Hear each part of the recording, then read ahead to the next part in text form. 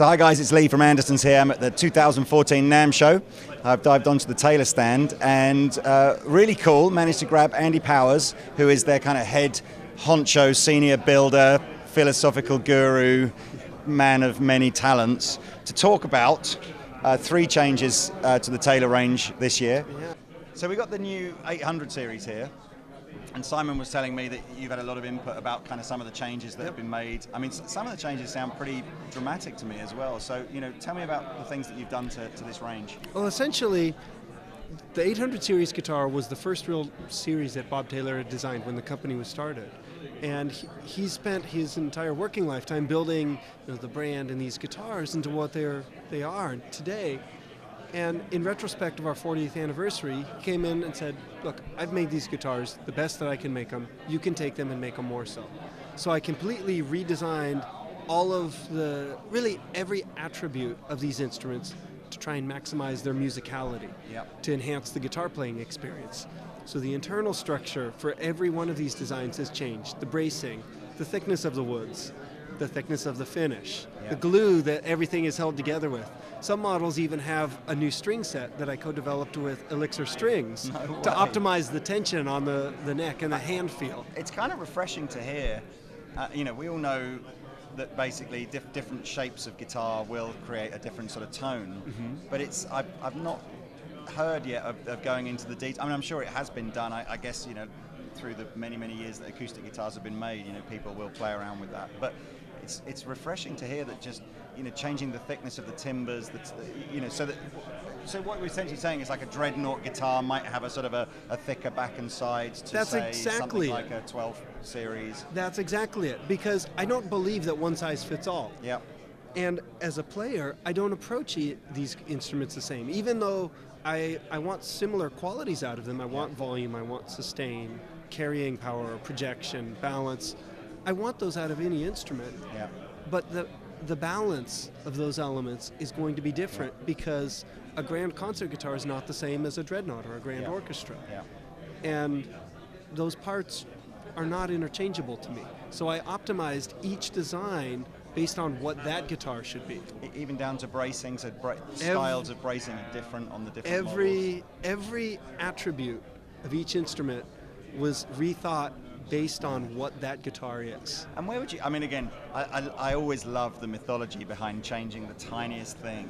And one of the things that Simon said you'd done was change the glue you were using on this. Absolutely. So, you know, I mean, presumably when we're talking about glue, we're talking about how the top is on, and then because not the neck joint, of course, it's a this is our NT neck that uses the adjustable shims, but specifically for optimizing the tonal transfer between the strings through the bridge into the top of the guitar. Okay, I went back to using a traditional animal glue, a hide glue, and used a fish-based protein glue to attach the braces to the top and the braces to the back to optimize that sound transfer. Other glues are used in the neck construction to fix the binding and the trim details, to assemble the top to the sides. Every joint even was reconsidered and uses the material that's most optimum for the role that it plays. I always think it gives me massive confidence in brands like Taylor and similar ones. You know, when you just know that the designers of these guitars aren't just, you know, they're just thinking, oh, we'll do it a different color, we'll do it a different shape, and out it goes. You know, this really, it's inspiring to sort of think that that's the level of detail that you would go into. This is what we like to do. As guitar builders and players, our goal is to refine the guitars that we love. There's nothing wrong with other designs that we've made in the past, but we're always in the process of trying to build a better guitar. We want to offer a more musical experience to the player. Could we get just for, you know, so people can kind of differentiate? Could you play maybe just a few, you know, 30 seconds on that, and then we'll grab a couple other shapes and.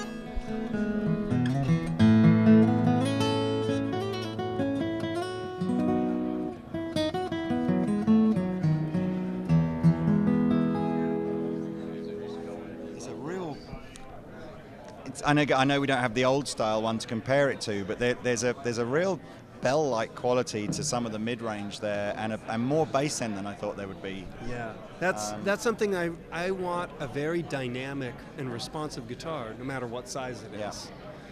That's beautiful. Right. Thank you. What's your favourite one? Do you think? Is this the? It's hard to tell. Should we just go this one? Absolutely. Now this is a grand symphony style, which is a little bigger body. Yeah. And out of a bigger body guitar, I want more power because Yeah. that's what it excels at. So I want to emphasize that quality.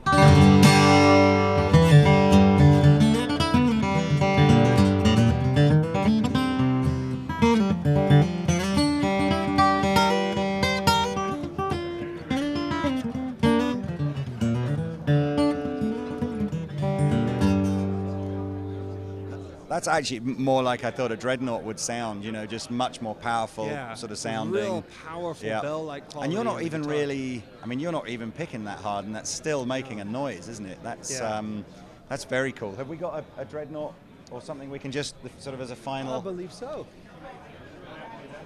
Great playing as well, by the way. Thank you. Thank you. Did you play a lot before you were at Taylor? Yeah, I started playing when I was a young boy and kind of never quit.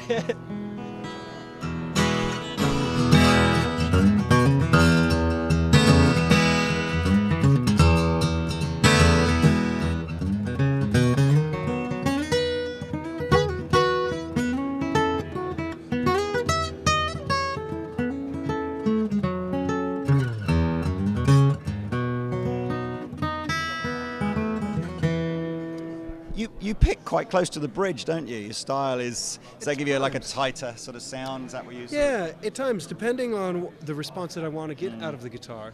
Because these are such dynamic instruments now, you'll see a huge range of possible expression. So there's a good deal of volume and headroom I can have right by the saddle, or if I play a little farther up,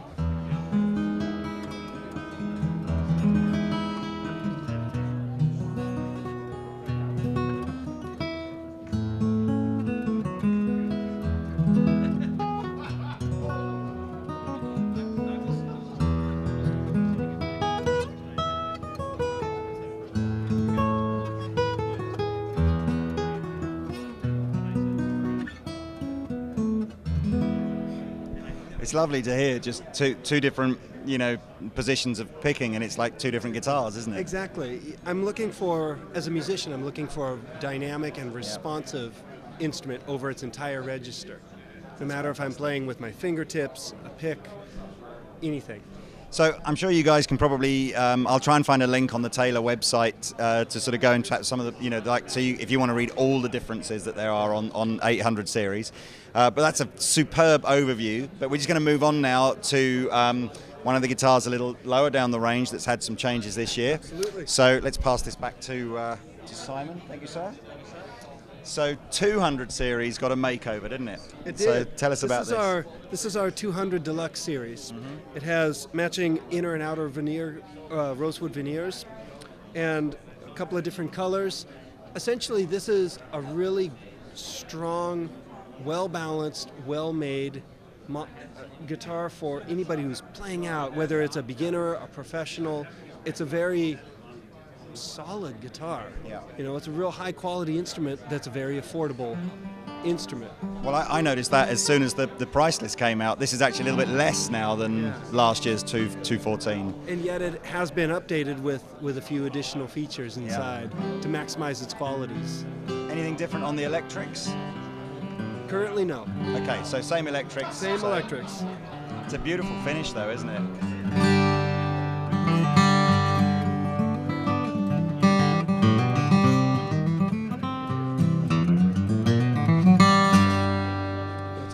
Professional quality instrument at an affordable price. Yeah. If you guys aren't sure, that 214s in the UK will be, you know, well under £1,000. So very, you know, very much an affordable Taylor guitar. I do like, and the burst finish that you do as well is just. Oh, thank you. I mean, every company's got their own kind of take on the burst, haven't they? But I love the redness that you keep in the burst without going too dark. I like to have a nice, real smooth transition. There's a certain authenticity that I like in that quality. No, it's great. And if I remember rightly, it's just the cutaway electro that's been upgraded, isn't it? So if you wanted a 214 just without the electrics, that would be the same this year as last year. Exactly. Cool. That's beautiful. So last guitar. T5Z. T5, look at this. We've managed to get an American to call it a T5Z as opposed to a T5Z. I don't know what we're going to, obviously you guys aren't going to really hear this properly, but this is your transition guitar. No, what's that? What's the right word? This is You could call it a hybrid instrument. Essentially what this is we've taken our popular T5 model, yeah. which is a blend of a magnetic sensor, a very acoustic kind of sounding instrument, married to some electric sounds. We've taken those electronics and put them into a more electric guitar-like instrument. Yep. So the body is a smaller, lighter weight instrument. The neck has been changed with a little more radius in the fingerboard, larger fret size, it's more familiar territory for an electric guitar player. Yeah. So the sounds are they're wholly unique based on the size of the body and whatnot. But what this does is it allows a player to approach this instrument less like an acoustic guitar and more like an electric player would. Yeah. So features-wise here, we've still got your basic sort of tone controls. Yeah, two bass, tone, bass treble, and volume, and then a 5-position selector that offers a variety of different hybrid blended sounds between acoustic sounds and fully electric sounds. And the T5Z range is it's quite affordable actually. If you could just pan up there, Hattie, to see the brown guitar. We have the T5Z Classic, which is a Sapele with solid mahogany top. We have the Standard with a spruce top. Which one is the Standard on the wall here? With the sunburst top. So yeah, if you can focus in on that one, that's cool. And that's the first one that you start to see some of the appointments like binding and the nicer sunbursts and things like that. And then the customs with the curly figured hardwood tops. This looks stunning. Let's get this over here. I mean, I know this is not in any way comparable to a Les Paul. You know, it's a different sort of beast. Different instrument altogether. But it's kind of, I think inevitably there'll be perhaps a people thinking in terms of price comparisons. But things like T5Z, T5Z in the UK is only a little bit over £1,000, I think. And even if you want to go all the way up to the full custom, it's still in that sort of £2,500 sort of pound bracket. So I think they're on the money for an American instrument. It is. It's a very high quality guitar, but because of its design, it's not designed to replace a Les Paul or Strat. I love those guitars. Yeah. And they make wonderful sounds.